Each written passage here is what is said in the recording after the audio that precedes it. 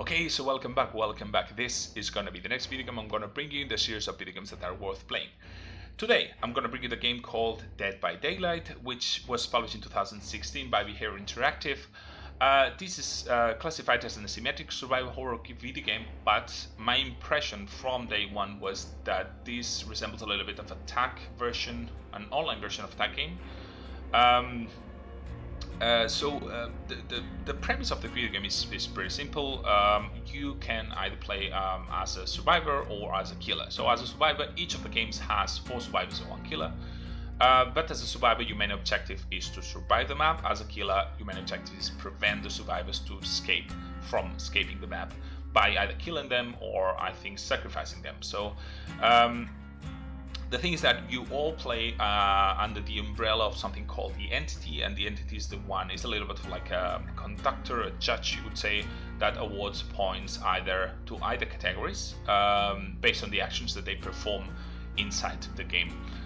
Once you download the game, of course, you have different types of survivors, you have different types of killers as well. Each of them has their own items. I mean, there are some items and skills that they are shared across the survivors or across different killers as well.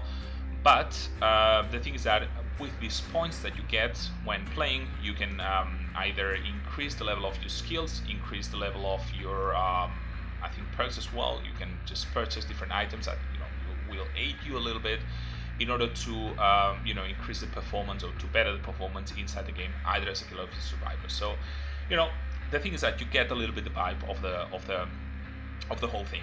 So considering that the game can last tops 15-20 minutes, I mean, I play games that have lasted 7 minutes, I think.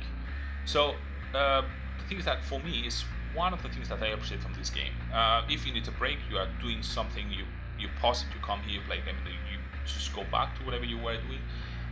It's actually one thing that I do appreciate. You need to commit several minutes of your time to play the game, but it's not as long as any other game that I play so far. For instance, that requires the same commitment.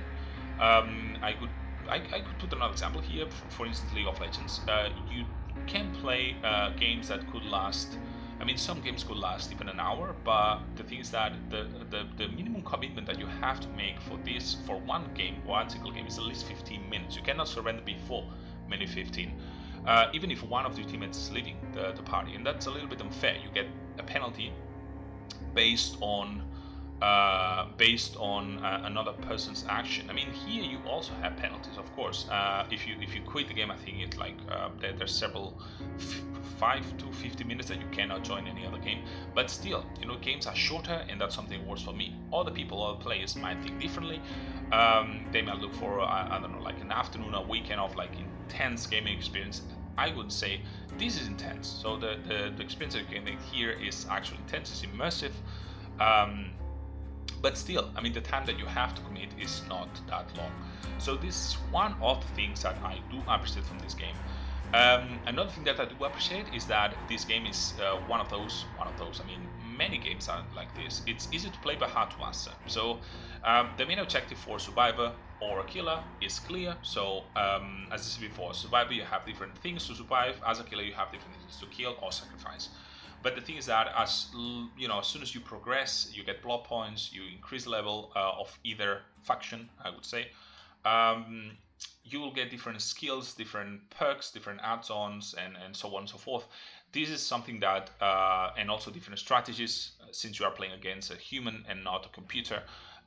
There are different things that make the game trickier and better. So this is something that if you would like to explore, you can do so. You can invest your time. So far I've played 50 hours of break. That's a lot of breaks. But still, I think that this is one of the things that is it's really good about this game. And of course, I mean, the time that you play in this game is 7 minutes, 15, 20. Of course, if the game is not rigged, if each of the roles, if each of the factions is doing what they are supposed to do, the game becomes pretty nice. Even if the killer is not very good killer, so or even if one of the survivors like misses a lot of skill checks and whatnot, still, I mean, you can get a really good experience, even like in a short time span. I was saying like 15-20 minutes tops. I think that's it. I'm gonna walk through a little bit with the like interfaces that you can get either for the killer or for the survivor. So bear with me. Come back in a moment. Okay, so the different sections that you will see in the main menu of the game are, of course, a tutorial section where you can see how to play as a survivor or as a killer. Problem here is that, for me, is that you do not get to play with different types of survivors or different types of killers. I mean, you get the notion of which is the main goal for either faction, but as soon as you progress within the game, you would like to play other strategies or other game, styles or whatnot, but you do not get the chance to do so within the tutorial. I mean, if you would like to practice with other types of survivors or with other types of killer, you can do that, but only against other players and not against NPCs. That's something, for my point of view, I would change, but yeah, that's how it is at the moment. Another section that you will see are the ones related to quests. There are two types of quests. The one named in the archives, and I think in this section you will be able to complete as many quests as you want. As soon as you complete the whole tree, you will get some sort of like item or whatnot. But yeah, this is for one, the archives, the type of quest, and the other one is the daily rituals. Of course, daily rituals you can only complete one per day, and you can only eliminate one per day as well. Here's the icon, so they're randomly generated. So as soon as you complete one, you have to wait 24 hours to complete the next one. But if you don't like it, just press this button and another will pop up. Related to one type of survivor, one type of killer, and the objective that you have to complete in order to get the plot points. Okay, I think that's it for the main interface, and now let's go for, of course you have an option to create a custom game for 4 survivors and 1 killer, but I think for the main interface that's it. So let's go for the survivor interface. Okay, if you decide to play as a survivor, what you will see are 4 parts in the menu. The first one is related to the type of survivor that you would like to choose. One of the things, basically the basic thing here is that you will see that each of these survivors has its own skill set. You will see it described here, and then you can upgrade the level of your survivor up to level 50. As soon as you reach 50, you can reset the progress of that survivor and get some sort of like a prestige point or whatnot, but that would be it. I mean, that depends on you how far you want to go with exploring the different strategies that you can use for different survivors, but this is one of the things I mentioned before. So this game is easy to play and hard to master. This is one of the things that I would say that makes the game interesting long run. The second part of the interface is the one related to the loadout. You will have inventory and perks. Inventory is related to the items that you would like to equip for a game, and the perks are the skills that you have for that particular survivor.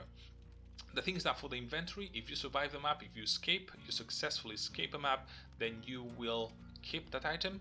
Even if you find an item, you will keep that item for the next game. If you are either sacrificed or killed, you will lose that item. That's something I did not know at the beginning, and that was quite disappointing the first time I lost. I think it was a purple or even a red item. The add-ons, of course, are add-ons that you can add to the main item in order to increase the performance of that item. For instance, this toolbox, you normally use it to increase the speed that you normally repair the generators or the sabotage action.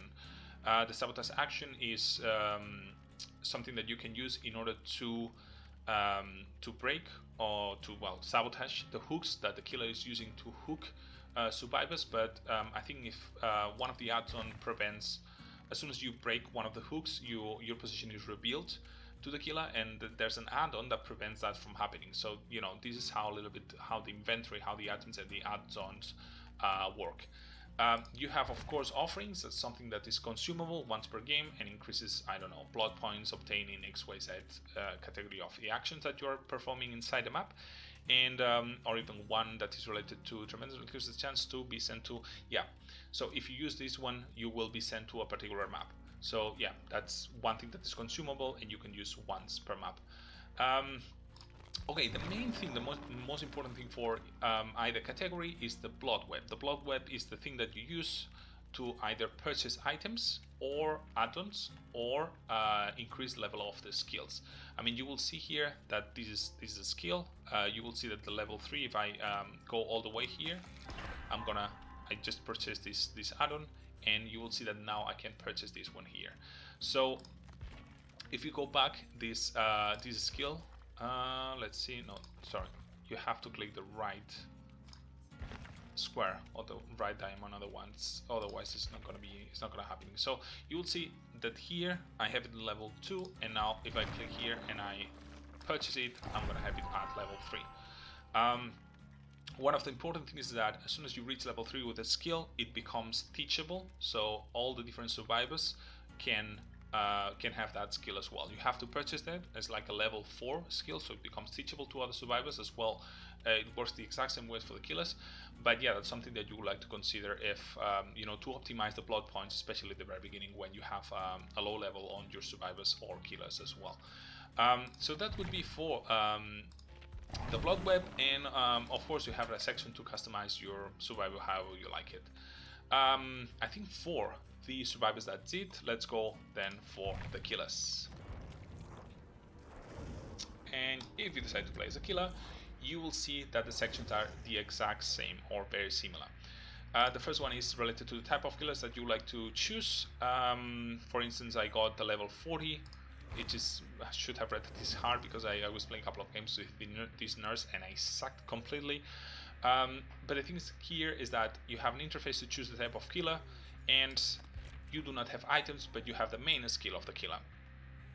So here it's something related to the tutorial that I mentioned before. You do not get to try this as a tutorial against an NPC, but you have to try this out against other players. You do not have items, but you have a power. This, for instance, for the nurse is to teleport to target location, but you get exhausted. So the add-on in this case could be to reduce the exhaustion time or even the blink range or whatnot. I mean, you can either, you know, if you click here, you get the different add-on, and you can actually see what type of effect these add-ons have on the main power that your killer has. At the same time, you also have offerings that you can consume once per game. This one, for instance, allows you to, I think, the last survivor that is alive in the map, you can actually kill it on the spot instead of hooking and sacrificing to the entity. So yeah, that's a little bit how this works. When it comes to the perks, the same system. You get a blood web here.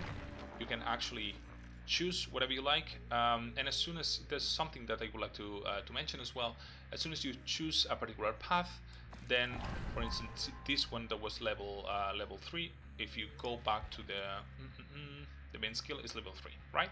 So now it becomes teachable if I purchase this again, meaning you can teach that skill to other killers as well.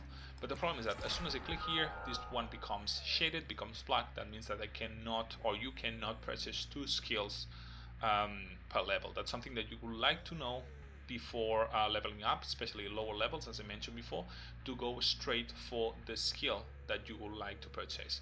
I mean, I don't know, I could try to, for instance, go for this one. Oh, again, fantastic. Okay, yeah, you can. Oh, fantastic. Okay, yeah.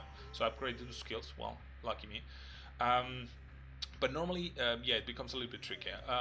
My main advice is that if you would like to go for like specialization, one particular skill that you normally feel comfortable with, then just go for it and forget about the rest of the tree. As well, you have a section, of course, to customize your killer with whatever you like. And I think that's it for the section of the killer. Okay, so with this, I think we covered the main important points, both for the killer and the survivor in terms of interfaces and customization. For this playlist, what I'm going to do is uploading regularly videos of me playing mostly as a survivor, because I'm not that good of a killer yet. I have to admit that. And you will see though that the strategies that I'm using as a survivor depends, or they are like strongly related with the type of killer that I'm playing against. You will see, for instance, that the nurse can teleport from one place to another, so you have to be super careful if she's facing towards your direction. There's another guy with a chainsaw. He can knock you out when he's using the chainsaw. So you will see what I'm talking about when you watch the gameplays. But you see, I mean, the main point of the videos and the channel as well is for you to evaluate if the game is worth your money and if it's worth playing in the end. But as I always say, I hope you'll enjoy watching the videos. Stay safe these days, and of course, don't forget to like and subscribe if you enjoy the content of the channel. And play it with discretion. Have fun. Bye bye.